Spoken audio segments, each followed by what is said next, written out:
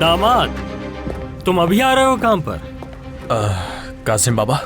अरे बेटा बाबा मत कहो, हम ऑफिस में हैं ना।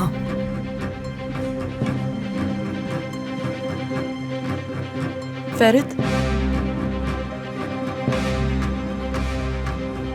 खुश आमदीद जरीन आंटी। मुझे बात करनी है तुमसे।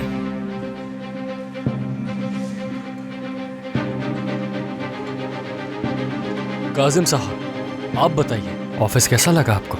हाँ फौद, हाँ शुक्रिया तुम्हारा, बहुत शुक्रिया। फेरित, ये खातून कौन है? खुश आमदीद।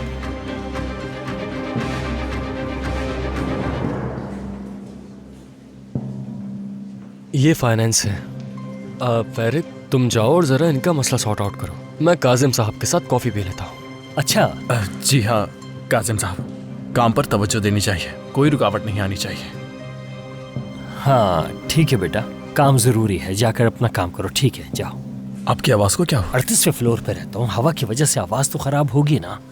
हाँ बिल्कुल सही कहा। चले फिर बाद में मिलता हूँ। हाँ ठीक है, जाओ काम करो।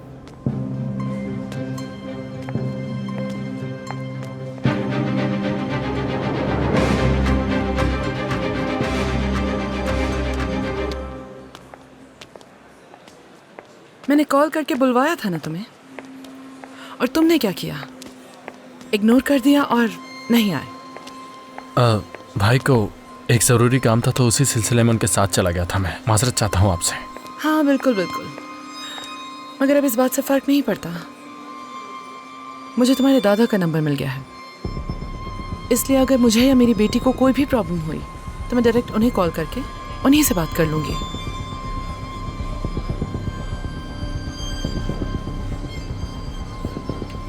मुझे एक बात कहनी है।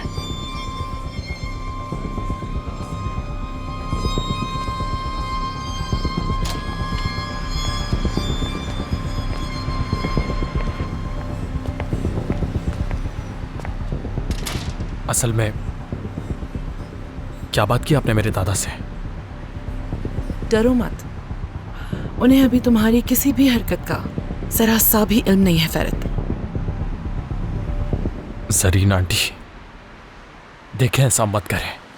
असल में क्या ना करूं फेरित, बताओ मुझे। तुमने बहुत बुरा किया है मेरी बेटी के साथ, वो ये डिजर्व नहीं करती थी। और वो लड़की जिससे तुमने शादी की है, उसने तुम्हारे सामने मेरी बेटी को धक्के मार के घर से निकाल दिया। हाँ, जरा शर्म नहीं आई तुम्हें देख के? क्या मेरी बेटी की इतनी भी वैल्यू नहीं तुम्हारी नजर में? क्या मतलब है कोई वैल्यू नहीं है? क्या कह रही है जरीन आंटी? मेरे लिए पहलू बहुत अहम है, इसीलिए मैं उसे अपने साथ अपने घर पर लेकर गया था। ये अच्छा कहा। For God's sake, कोई मजाक है ये तुम्हारे लिए? ये मोहब्बत करते हो उससे? हद हो गई फेरित, तुमने तो दुश्मनों से भी ज्यादा बदतर सुलूक किया है मेरी बेटी के साथ। वो लड़की जो तुम्हारी बीवी है कौन होती है? हाँ, कौन होती है जो मेरी पहलू के साथ ये सब कुछ करे? और तुम कौन होते हो? हाँ, कौन हो तुम और क्या समझते हो खुद को? मैंने तुम्हें इस रिश्ते के बहुत शुरू में बता दिया था कि तुम्हारे नाम, तुम्हारे पैसे और तुम्हारे रुतबे से हम पे कोई फर्क नहीं पड़ेगा। मैंने तुम्हें समझाया था फेरित कि तुम मेरी बेटी को किसी आम लड़की की तरह मत समझना। कुछ बुरा करोगे तो तुम्हारा सामना उससे नहीं बल्कि मुझसे होगा। और तुमने मुझे क्या जवाब दिया था? तुम रो पड़े थे मेरे सामने। तुमने कहा तुम पैलन से बहुत प्यार करते हो, पूरी दुनिया में तुम्हें उससे ज्यादा कोई अजीज नहीं, और तुम शादी भी उसी से करोगे। तुमने मुझे यकीन दिलाया कि तुम मेरी बेटी को कभी रोने नहीं दोगे, साथ दोगे हमेशा उसका। कहा था कि नहीं? मैं तुमसे पूछ रही हूं फेरित, मुझे तुम्हारा जवाब चाहिए। हाँ कहा था। तो अब क्या हुआ? ये क्या कर दिया? तुम्हें अंदाजा भी है कि तुमने पैलन के साथ क्या किया है? वही पैलन जिसको तुमने इज्जत और मोहब्बत देने का वादा किया था। जानते हो किस हाल में है वो? हर दिन रोती है। मेरी बेटी रोती है रोज, अब तो उसके आंसू भी खुश्क हो गए। मैं बहुत शर्मिंदा हूं, माजरत चाहता हूं आपसे। खबरदार, माफी मांगने की जरूरत नहीं है मुझसे। माफी नहीं चाहिए मुझे तुम्हारी। वो करो जो करना चाहिए तुम्हें। तुम्हें क्या लगता है कि पैलन अब कभी मोहब्बत कर पाएगी किसी से? किसी पे ट्रस्ट कर पाएगी कभी? फ्यूचर बना सकेगी किसी के साथ? तुमने मेरी बेटी का मुस्तकबिल छीन लिया। मैंने तुम्हें पहले भी कहा था फेरित, मुझे मेरी बेटी से बहुत प्यार है और वो दुनिया की हर शय से बढ़ के है। मैंने बहुत मेहनत की है उसके लिए, उम्र लगा दी अपनी उसके फ्यूचर की खातिर। और हुआ क्या? फेरित ने आके मेरी सारी जिंदगी की मेहनत पे पानी फेर दिया, बगैर सोचे समझे।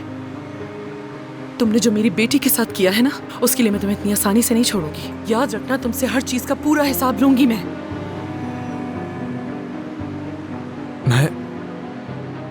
मैं बस ये चाहता था कि पैलन को खुश रख सकूं किसी तरह।